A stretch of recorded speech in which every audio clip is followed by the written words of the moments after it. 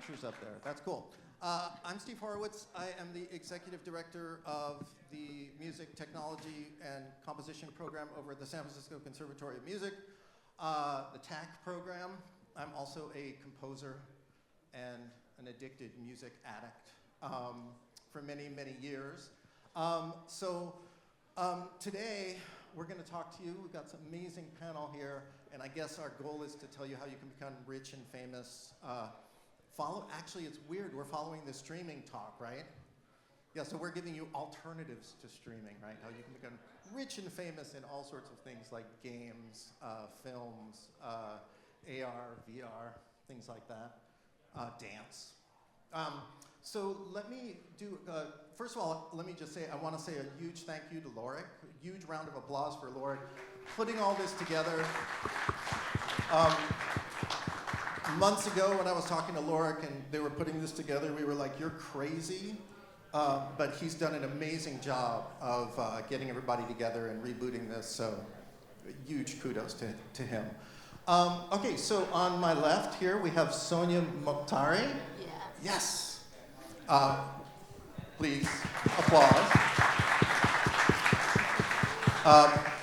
I'm going to let our panelists introduce themselves real quick. And Sonia is a composer and a sound designer. She's currently working at Zynga. Some of you know, game company, Zynga. Cool, but we'll get into that. Jerome Rossen. Rossen. I practiced that too. It's okay, Horowitz. Jerome's an amazing pianist and composer as well. Some of you may know a show called The Happy Tree Friends. Do you know that show? He did all the music for that. And he won't tell you that because he'll be all embarrassed about it, but it's awesome.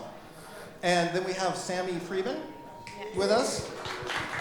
And in all disclosure and honesty, Sami and I, we just met actually for the first time with all of us. We've known each other for a while. So we're gonna learn about each other on stage and get more information. I actually don't do music at all. I don't know why I'm here. No, you do something interesting, though, in the music field, right? Yeah, maybe. Maybe. Okay, we're going to find out. Okay, cool. Let's start. Sonia, do you want to start with a bit of an introduction? I think you said everything. So I'm Sonia Mokhtari. I am French. That's why I have a strong accent. I've been doing music for video game, film, and visual media for almost like 15 years now. I scored over like 30 movies, short, feature film, documentary, and I have a love for video games. So I worked for Meta, I worked for Electronic Arts, The Sims. I work for another company called VGW, and now I'm working like as a composer and sound designer at Zynga. So I am the one who do like the music and sound for poker, for Game of Thrones, and some prototype games that you're gonna maybe play soon. So yeah. Cool, thank you. Yeah. And also I work at the Conservatory of Music. She also teaches at the conservatory as well. Yes, one of our most beloved teachers, actually. The pressure is high. It is really true, absolutely. In fact, I think a couple of our students are here. They can, yes, Dimitri? Yes, scream loudly. Is he just trying to get an A in your class? But he's a very good student, I have to admit. Jerome, you want to? So I'm Jerome Rossen. I'm a composer and a songwriter. I mostly work with kids' music. So the Happy Tree Friends is sort of a kids show, but it's for older kids, and we can talk about that if you want. How many people have watched the Happy Tree Friends? So, okay. Short primer, the Happy Tree Friends is, it's about 15 years old. It was the first show to reach over 2 billion views on YouTube. And so that was a big deal then. Now there's shows that do that.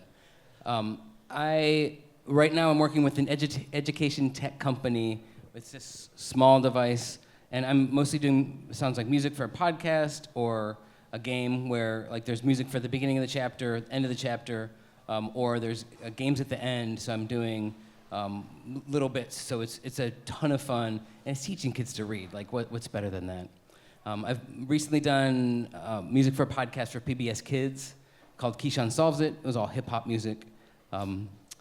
That wasn't what I went to school for. I have a jazz piano degree, so that's my background.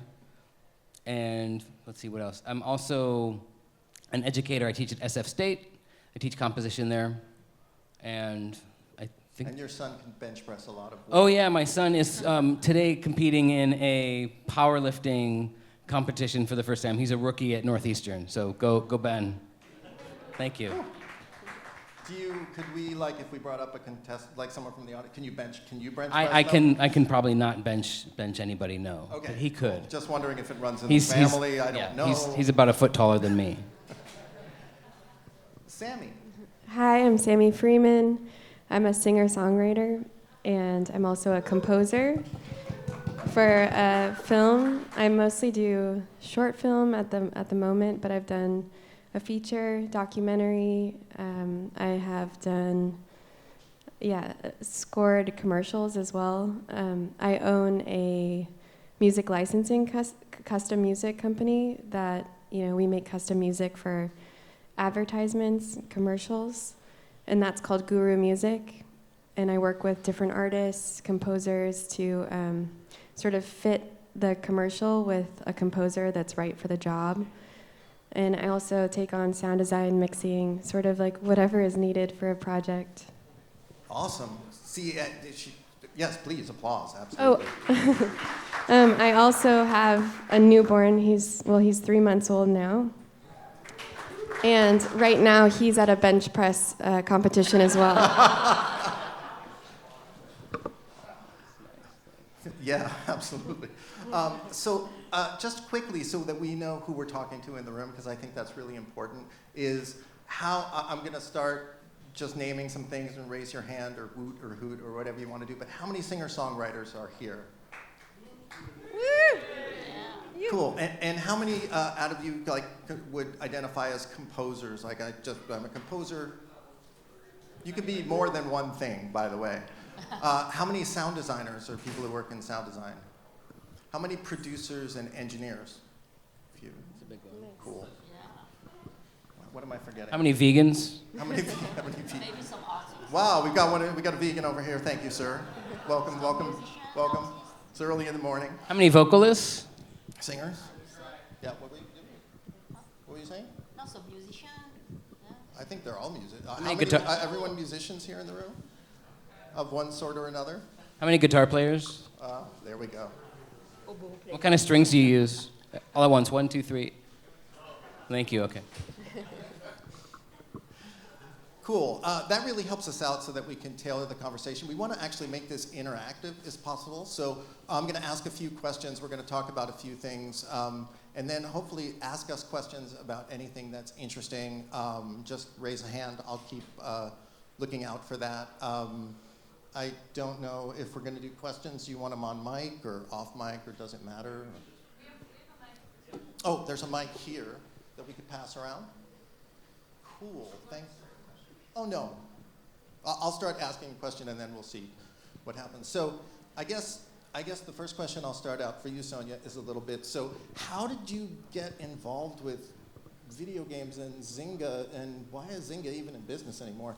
But that's a different question. But because I've known the guys in the audio department there for a really long time, but that's unfair. But how did you go from doing film and games and all of these different things? Did you start out as a singer-songwriter, composer, instrumentalist, and then move into that, or how did that work for you? So I was a musician, and I started to be like music teacher, because as a woman, music teacher was kind of the top stuff that I could do, And then when I came to the US, I started meeting some women who was doing sound design, composition, and I was already doing songwriting and composition for some film already, but just like this. And little by little, I wanted to go back to school to learn more about music for film. I wanted to be a film composer, and I did a master degree of music for film and visual media. And I had a class of sound design, and I work on some game student project. It's where I discovered like really what music for games was, and also sound design. So I wanted to dig deeper, so I follow up with some sound design class at Berkeley College. And yeah, little by little I work like on small company, like they do like sound game for kids, working on some indie film, and yeah, little by little, because I developed different skills like sound design, sound mixing, not only just music, and also all the tech behind the video games industry, like how to use like tools, game audio engine, like Wise and Fmod, but also how to create a game using Unity and Unreal. So it's very important to develop like technical skills. And yeah, little by little, I started working contractors at CAM first. I was audio editor at CAM, so I developed another like skills, how to edit correctly like voice. And then they asked me if I wanted to do like sound design for their story. So then I started to do like some sound design, some music, and yeah, I ended up working at VGW. It's a game company. They do slot machine games. So I did music as a contractor. So I worked a lot as a contractor. Lot of gigs on film, games at the same time. And yes, then I work at Meta on the Horizon World game, on the Meta World. And yeah, I ended up working for The Sims. So that was really like a dream to work and to be behind the scene, the scene for The Sims. And then, yeah, I applied for a job at Zynga, and I went working there as a full-time sound designer, senior sound designer and composer. And I really like it because I can do music, sound design, all the geek, because I'm also, when we do music, we are all geek in this industry. So I work a lot on implementing sound. Yeah, so for me, it's really a job who fits 100% for me. Yeah. So I feel lucky, very lucky to have this job. And Zynga is a great company. Yeah, I know. That's why people stay there, because it's great. Yeah. So hopefully, this is triggering some questions and some thoughts that you might have for any of the panelists. I'm just going to go through, and then we'll open up for questions. Can I interrupt a second? I was going to ask you, yeah. Well, just can I emphasize, Sonia's worked her ass off, and I don't want to gloss over the part where she said about the tools that she's worked on. So I'm assuming that a lot of people are musicians in the room, and that's fantastic. It's not easy to play instrument, I get it. But this thing about Fmod and Wise and learning Unity and learning how to build a game, that's this whole other skill that she's just like, yeah, I'm going to learn how to do that. Okay, I'm going to interrupt you for a second. So when we're talking about game engines like Unity and Unreal, are everyone somewhat familiar with these? How many people actually have heard about these game engines? So a few people, about half the audience. And Fmod and Wise are actually audio engines that work in conjunction with the game engine. So we're getting pretty deep into game geek technology here. You can almost think of Wise and Fmod as sort of like the Pro Tools and Logic of game audio world. It's not a great analogy, but it's pretty close. So just to finish the thought, like if you're that kid that was like playing games all the time and your mom was like, oh, you should really do music for games, and you kind of don't make that next step, like that's how to make the next step. And it's years and it's a lot of hard work. I just want to highlight that. All right, so tell us about Thanks for all letting the me years interrupt. and hard work that you've spent, sir. How did you go from being, let's say a lounge pianist, of great ill repute, to the lofty heights of the Happy Tree Friends, So especially the colonoscopy episode? He's not kidding. So here's the sort of shortest version. So I started playing piano when I was a little kid, as people do with piano and violin. The first gig I got was at the lingerie department in our local mall, and I got $25 an hour as a 16-year-old kid, which is a shitload. And I had, I think, a ton of, I don't remember how many hours, between Thanksgiving and Christmas. I played Christmas tunes, and all of my mom's friends would come up the elevator and see me. It was cute. So the lingerie Well, department when as a 16-year-old? they put you in the top of the elevator because that's where it sounds the best, and right to the right is the lingerie department. Later in life, I told my mom if I'm ever in the Nordstrom Pianist that she just needs to shoot me. But so that's a skill that I learned of like, okay, I can play solo piano and people. But so one of the things in my life I realized, like, if I can do something that anybody else can do, that I can just be substituted for, it's like I need to find something else that only I can do. So that was a theme for me. So I went to school. I went to the University of North Texas. I got a jazz piano degree. It's a very competitive school. There's big bands there. There's 15, and every semester you're auditioning. And so I'm always auditioning. It's always on the edge of so. I put probably literally 10,000 hours in. 8 hours a day in the practice room, totally shedding. After that, worked on a cruise ship, saved money, moved to New York City, was there for 5 years. Was trying to do a very niche kind of jazz music. Didn't really do it, but I was also trying to be a singer-songwriter, getting a publishing deal. Clearly trying to do too many things at once in New York City. Got my ass kicked.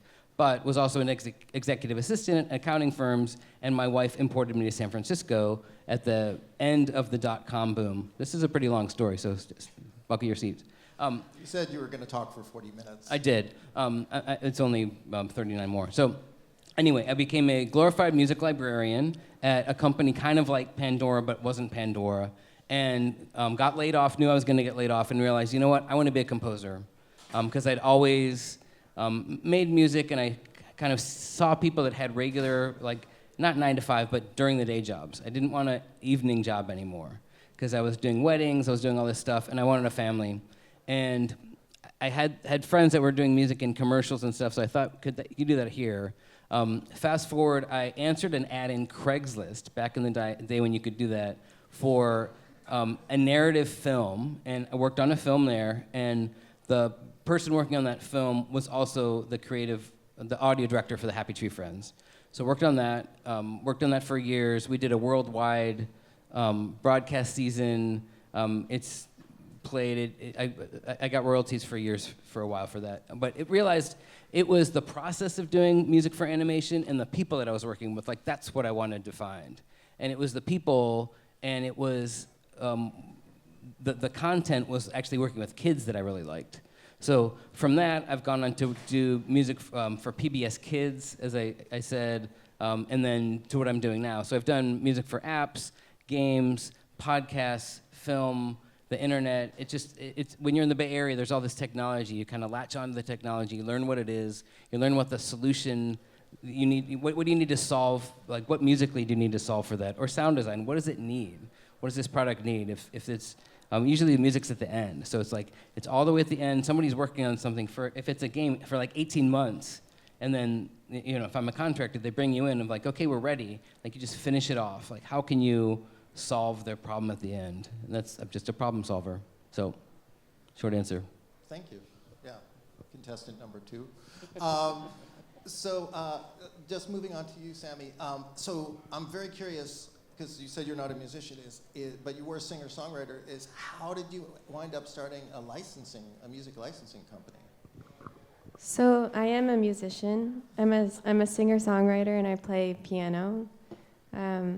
It all started because I was actually a dancer before I was really a musician. And I knew how to play, some jazz, some Scott Joplin, some Chopin, like a little bit. But I wasn't as accomplished, as some of the people here that started with piano, for sure. But I always loved music, and that's sort of a reason why I was a dancer.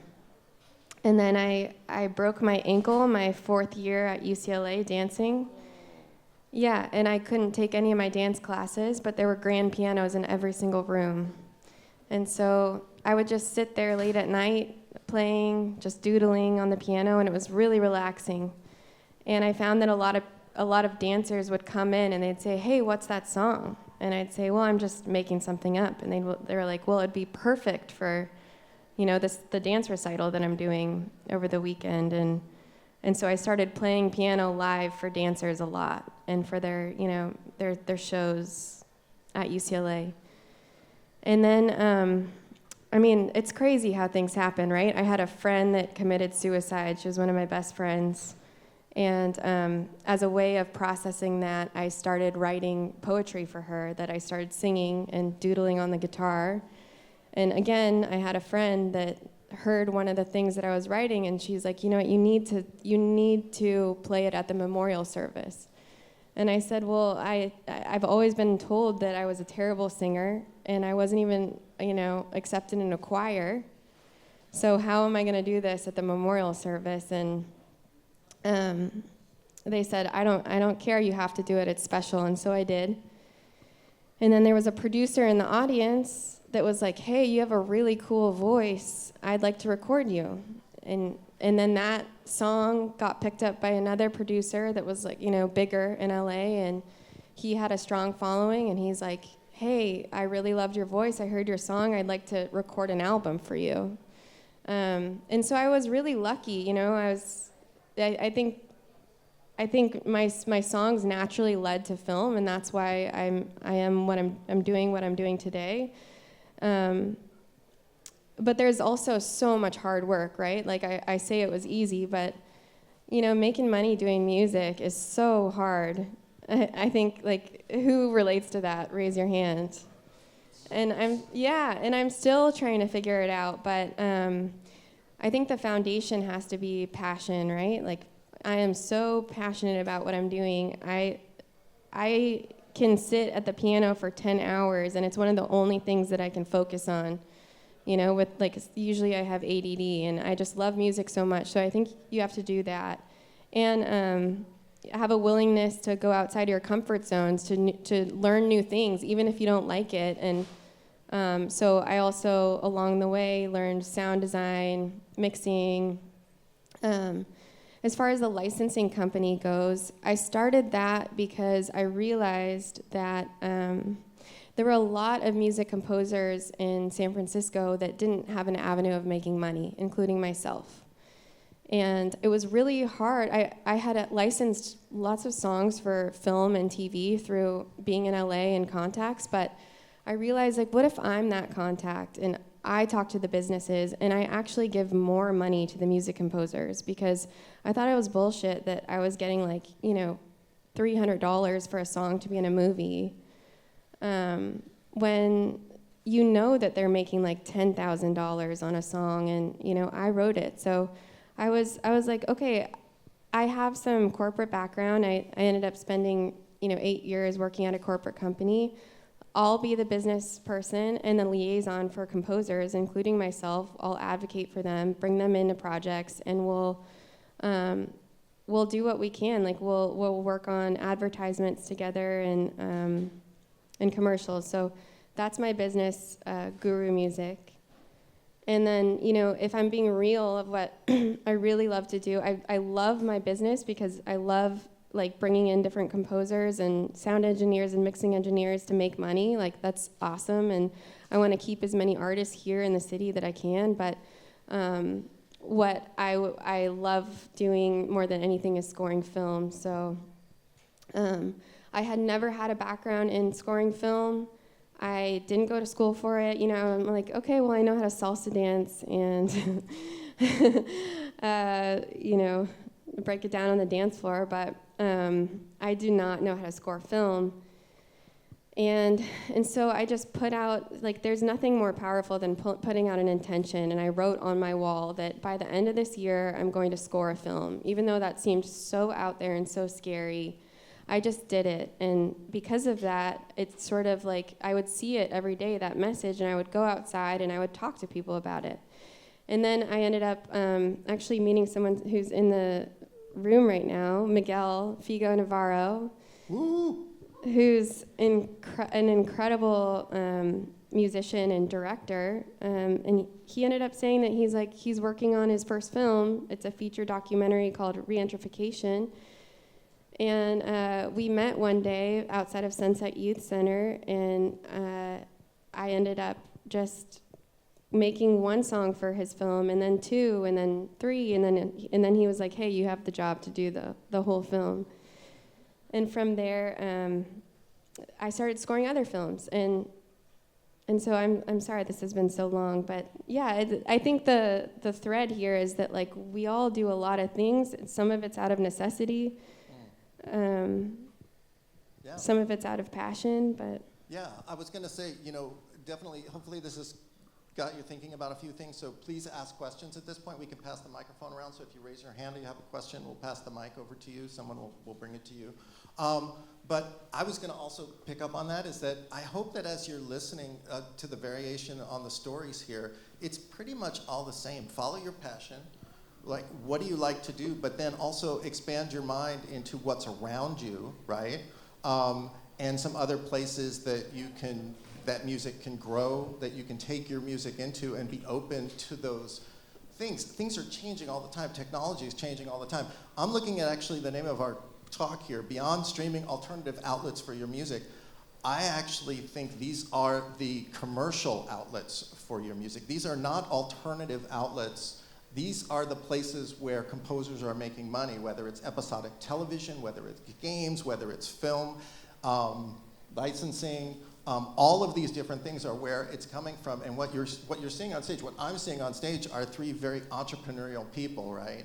And I look around the room and I know a lot of you, and you're all entrepreneurial as well. So defining what it means to say yes beyond your comfort zone, right, of what you think your career is supposed to be, and also everyone here, talking to a lot of different people, right, getting out there. The other part, and then we'll open up, do we have a question? Okay, so 1 second. The other thing I'll say is that all of you also have community engagement as well, either teaching, also wanting to pass it on in some way to develop and build community, and I think that's actually a really important part of it too. So yes, question. Hello, my name is Lucas. I just want to ask, actually I'm in this stage where I almost lost the passion for music and sound design, and no idea, no inspiration. I think some people can understand this. I want to ask, how did you guys overcome this stage without stress, I guess? Wow, that's a good question. Do any of you know a composer, Steve, right? A composer, minimalist composer. This is just a story that he told me, which is that he was driving a cab in New York City, and he had no idea what he was going to do, and had also lost like his way and his focus in music.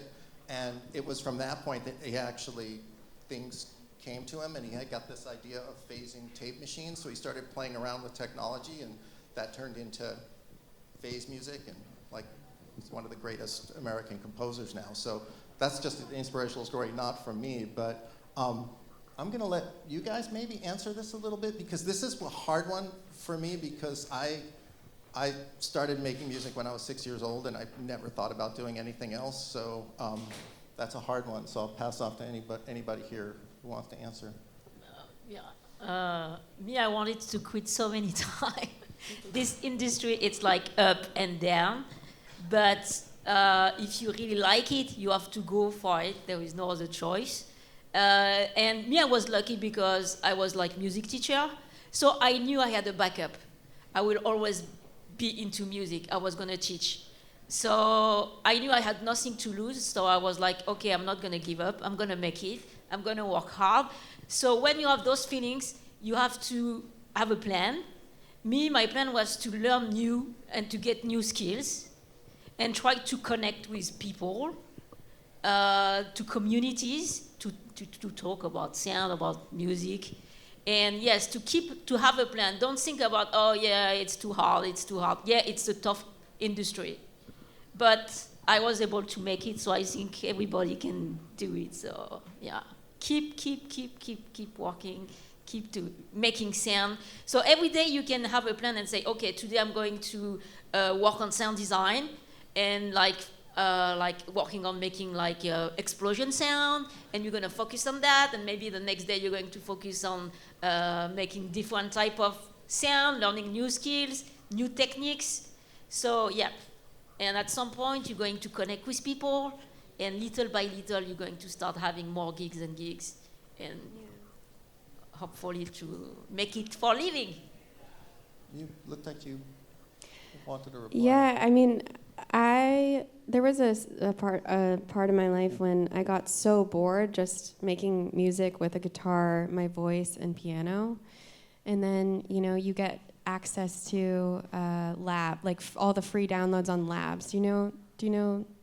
Yeah, Spitfire Labs. It's, if you don't have it, definitely download them because they're so beautiful. And all of a sudden, I was at my computer, my DAW, just making music all day, all night. It was so inspiring. And then when I was bored with that, I was like, you know what? Maybe I'll learn the drums or pick up a different synth. And I feel like every time you approach a new instrument or download a new pack of sounds, and it feels really fresh, like that can be just so inspiring. You kind of have to approach it like you're a baby learning, I'm learning all the time and it gets me stoked. But yeah, and then the other thing is just collaboration. Collaboration, you end up doing things that you would never do on your own, and it's sort of the spice of music for me. I have two quick things. One is, I'm going to totally botch this story, but Sonny Rollins was a great saxophone player. At one point, just was ready to give up, whatever, and found this spot on the Brooklyn Bridge where he could just practice and nobody could listen to him. And he ended up creating this album, The Bridge, which just, he found it. And so sometimes it's nature, sometimes it's just somewhere else you go, and maybe that's it. The other part, and this is real talk, sometimes if you're trying to attach music to money and commerce, it's too much. So sometimes it's okay. It's not failure to get a job. You got to eat. This is a super expensive city. You got to eat. You got to pay rent.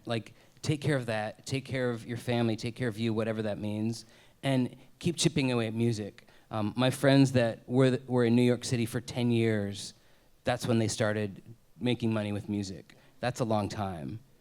So perseverance. Yeah, just don't be hard on yourself. Give yourself a little grace. Maybe the third thing, if there's something that led you to getting into music in the first place, if it was a game, if it was a film, maybe when you were little, find that. Maybe there's that spark again. Yeah, that's a great answer. Thank you, guys. I think we have another question over here. Hopefully that was helpful. Person in the audience, sir? Lucas. Was hopefully helpful? Cool. You're among friends, a community of musicians. Hi everyone, Morgado. My question really is, so if we go back to streaming, right now it's really easy to put anything out there. You can do it by yourself. For, I don't know, $30 a year, you can have all your songs on all the platforms. And you really don't need any connections. But I guess for film and for games, it's more about who you know, how to approach the right people or have a little bit of luck to be at the right place at the right time. Mm-hmm. How would you do that? How would you go on about finding those people or finding those opportunities if you don't really have any connections, very few connections? Yeah, go ahead.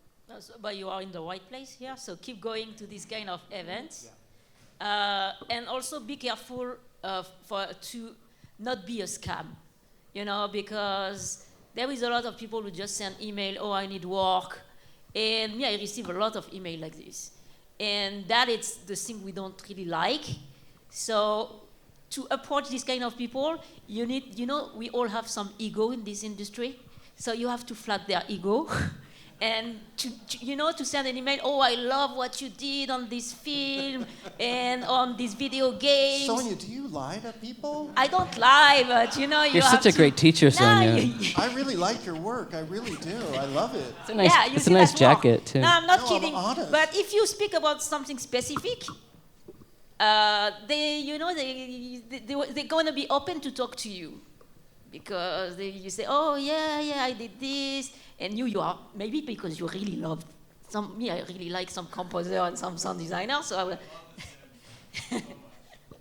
We'll write. But that's not enough. You have to explain why you love the Sims, because everybody loves the Sims.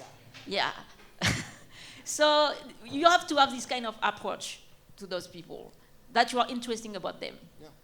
I've got a couple approaches, some which I've tried. Is it Bargado? So I would consider yourself Bargado Incorporated, and you are the top of this entrepreneurship situation where you're going multi-channel. So you've got your music and it's out on streaming, but your problem is discoverability, especially if you want games, everything else. So that maybe you need to be on YouTube. If you're doing stuff for kids, you need to be on Roblox. If you're into kids stuff, we can talk about Roblox because they get like 380 million active users a month. By the way, Conan Gray and Imagine Dragons have a partnership with Nickelodeon right now on Roblox. It's kind of hysterical how much money there is. But so you're on all the streaming. We already said that. Whether it's it doesn't matter what platform you use. Okay, and then YouTube, maybe Roblox. Maybe you're gonna make a game. So if you're waiting on a game to work on, like make your own, and then show somebody, hey, I made this game. Like check out the music that I did. It could be so. Here's what I've done so far. I have a YouTube channel for kids. It's okay. It's kind of awful.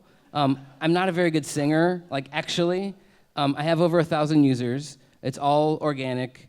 I put songs up there. I do the graphics in Canva. Like it's kind of bad, but the music's like it kicks ass, and the broadcast quality is like fantastic. And so that's a very elaborate demo. And so I intend, if I can, to figure out how to do a Roblox game and get my music into Roblox. Because that's my demo. That's my demographic.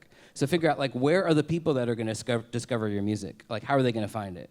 So if it's Bargado Inc., it's like, okay, let's go multi-channel. Can you do a VR game? Can you do, like, all this? Like, maybe. Well, find a friend who can. And so it's like, that's community when you're saying, like, hey, I don't know how to do this. Can you help me do this? Like, bring friends in, and you've got this whole town. It's still called Bargado Inc., by the way. And maybe you've accidentally created a production company, but that's getting a little far. Yeah.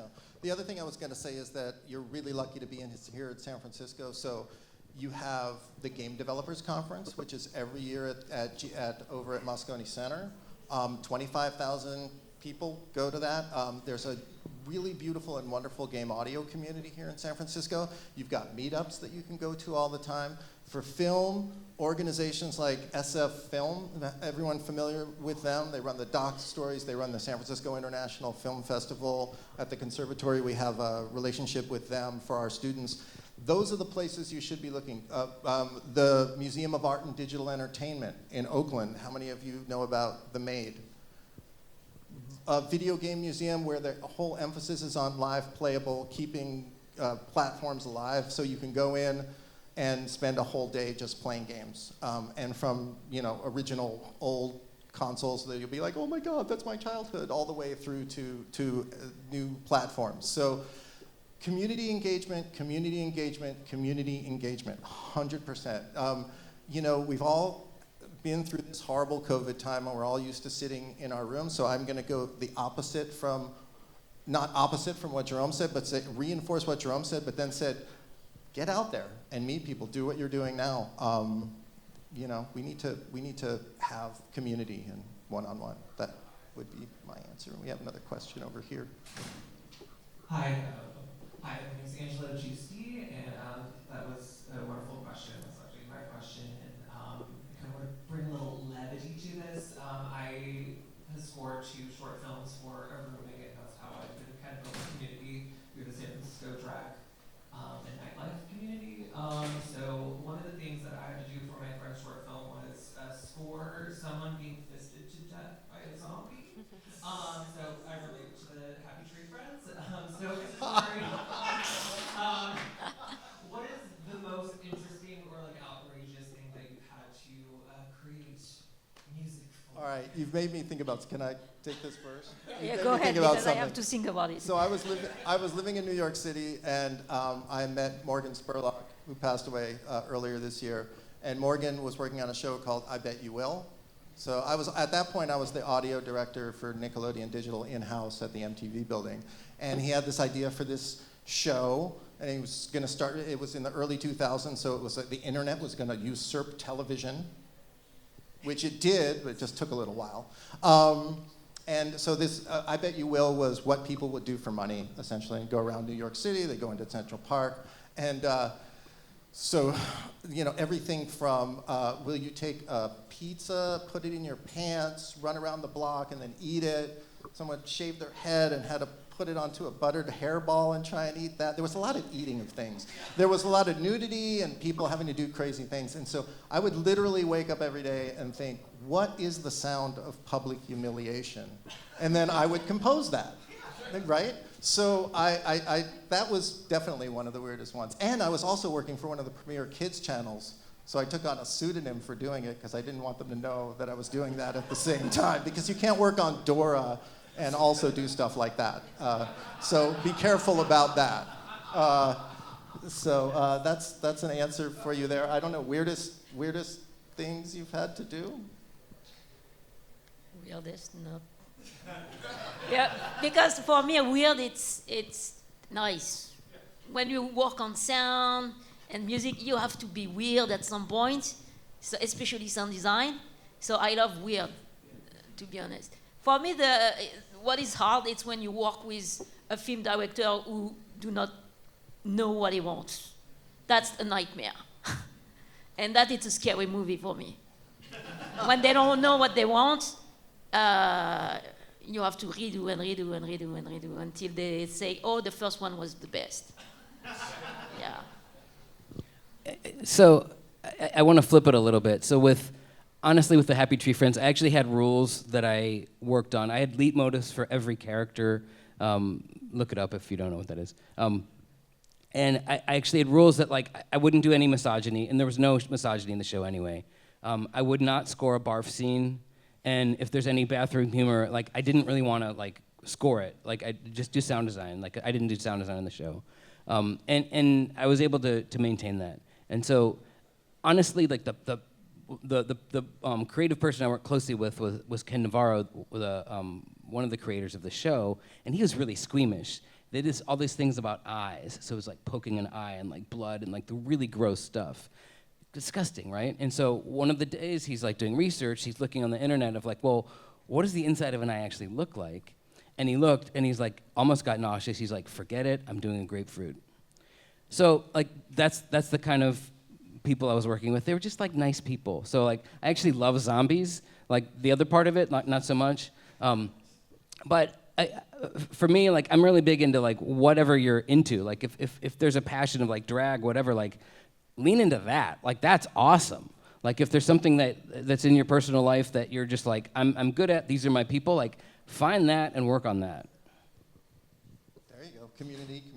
Community. Even gross, even really gross. And by the way, we haven't learned that much about Steve, but Steve's superpower is community and finding people and bringing people together and being nice to people. So that's Steve. Thank you. That's nice of you to say. So Sami, what's the grossest, weirdest thing you've had to work on? This is almost like the ending question. I don't know. How close are we to the end of this? Oh, so this could be kind of our sort of wrap up. That's a good, thank you. So that's a good wrap up question. Grossest, weirdest thing, most horrible, fun thing you had to do. That's the question, right? I'm kind of still speechless that your first composing project was the fisting scene. And it's also like so incredible. Yeah, no, I haven't had too many gross things yet, but I look forward to gross things. If you need to refer a throwing up project, please send it my way. I'm very used to it now with my little newborn. But just a weird project that I did was making music for a touring national French fry truck. And that was awesome. And also the people, it was like only 3 different tracks, and the people that were driving the truck hated me because it was, it's the same track over and over and over. Yeah. Cool. So any other questions? I think we have a couple more minutes left. Question over here. And a question. Oh, a question. Oh, up in the sky. On the sky. Let's have a sky question.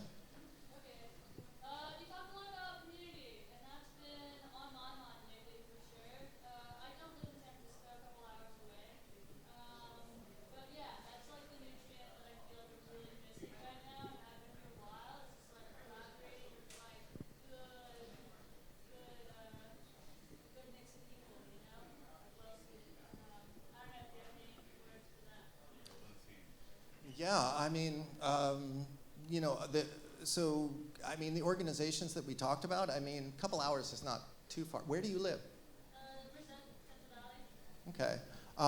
Anyone? I mean, I would create your own. So if it's and it's not meant to be flipped, but if it's an open mic, start with 2 people. If it's going to lunch, if it's like 3 people, and you're like finding the right people, and word gets around. I mean, that's how, to me, how organic, like deep communities start, with like one person with an idea who talks to somebody else of like, yeah, I'm looking for that too. And you know, if it's a small, you know, half an hour drive for everybody, like that's how. Like, I'm in a small-ish community that's large now. It's the Children's Media Association, and you know, there's a chapter in LA and New York, and it's very niche. So I would start with something very niche and grow it that way. I don't know if that helps. Yeah. I live in the Outer Sunset, and I thought there were no musicians in the Outer Sunset, that I had to go to the East Bay all the time, but I just started an open mic last year. It's at a little place, mom and pop retail store called Sea Level, and you know, it was amazing how many musicians showed up at that at Sea Level, and I just did it once a month, and now I collaborate with so many people from there, and so yeah, I think it's great advice. Just start your own thing if you can't find one yourself, and you'd be amazed at how many people show up out of the woodwork. Yeah. Good stuff. No. Actually, I think it's really hard to get people in person in San Francisco. Steve and I have been involved in a group like before the pandemic. It's a pain in the ass, and that's one of those other perseverance things.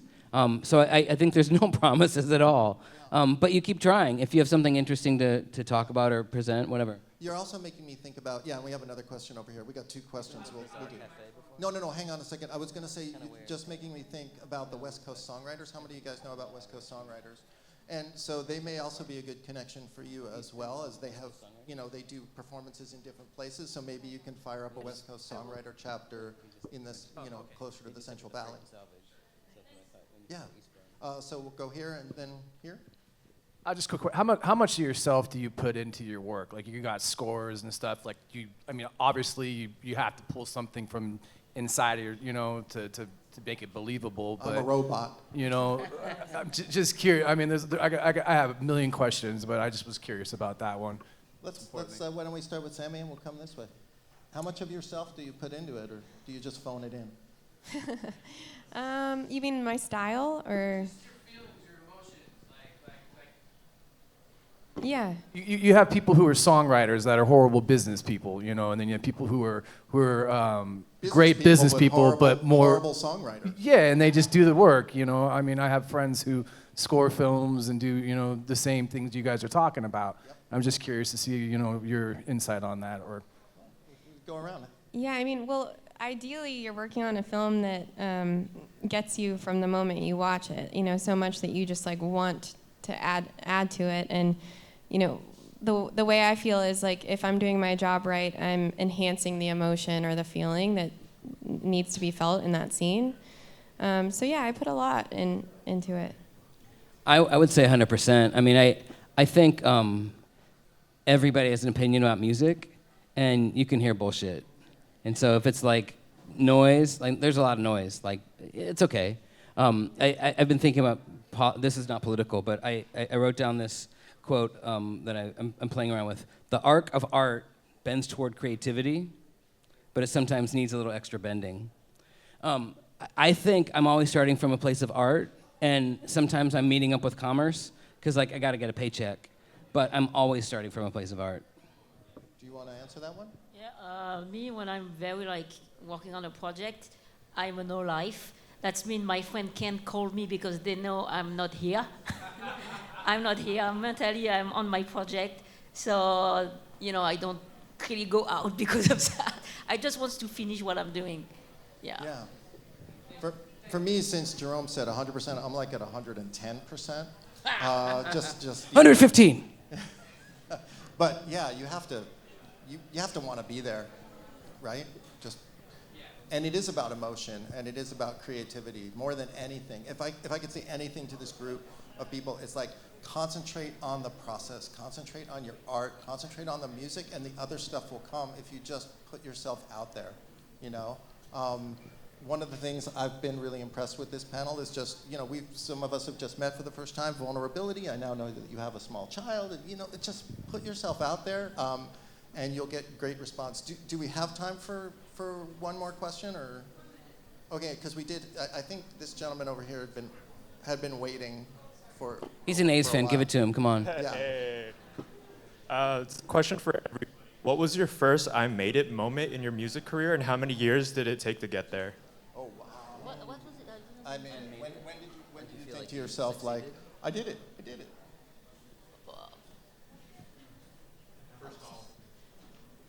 That's for you first, Steve. Wow, well, there were a lot of them, actually. I think when I was first coming up as a musician, I thought to myself, like, all I wanted to do was make one album of my own. I thought if I could do that, because I was, all the artists that I love, was like, I want to make an album. If I can make one, I'm working on my 36th one now, and it comes out on Monday, so It's really good, if you too. look up on Spotify and friend me, I'll be up to, like, if you like me, I'll be up to, like, over 100. So that was the moment when my first album came out, when I worked on a project, a bluegrass project, and won a Grammy. I was like, wow. I think when Super Size Me, I did the score for Super Size Me, that was huge, because then we went out to the Academy Awards and stuff like that. So these things hit, so those are some of the highlights for me, definitely. Yeah. Me was when I scored my first animated short film, my first movie, and I saw my name on the end credits. That was wow. Yeah, the end credits are a big one. For me, it was the Happy Tree Friends. I had borrowed kind of a small amount of money from my parents and paid it back after 2 years, which I was pretty excited about. And then the Happy Tree Friends came along, and then just like the end credits, that was a big thing. I still haven't. I don't think I've made it yet. But I will say that every time somebody gives me even $1 for music, I'm always like, whoa, that's awesome. I want to do more of that. Cool. Yeah, I'm going to wrap up in a second. There's two things I just want to plug. One is Matt Levine, who's sitting right here, the very handsome gentleman with his hand up, is going to be giving an awesome talk. Matt also teaches at the conservatory. 4 o'clock later today. At 4 o'clock in this building. Yeah. Really breaking down, some of you are interested in games and game music and why it might be different than film, or why it's different than just producing, music of your own. Matt will tell you all about that, and he's going to show off and talk about game music techniques.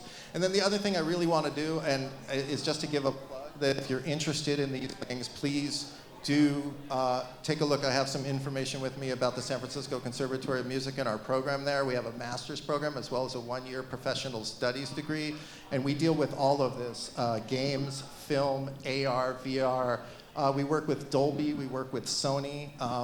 That's why I love what Lorik is doing here, public-private partnerships. So they're shutting my mic off. Now we got to go. But thank you all so much, Sonia, Jerome, and Sami. And thank you guys for being a great audience. And we'll see you around during the day. Thank you. Excellent, excellent. Thank you very much. Okay. It's time to stand up, stretch. You have like 11 seconds to get to your next session. Room 301.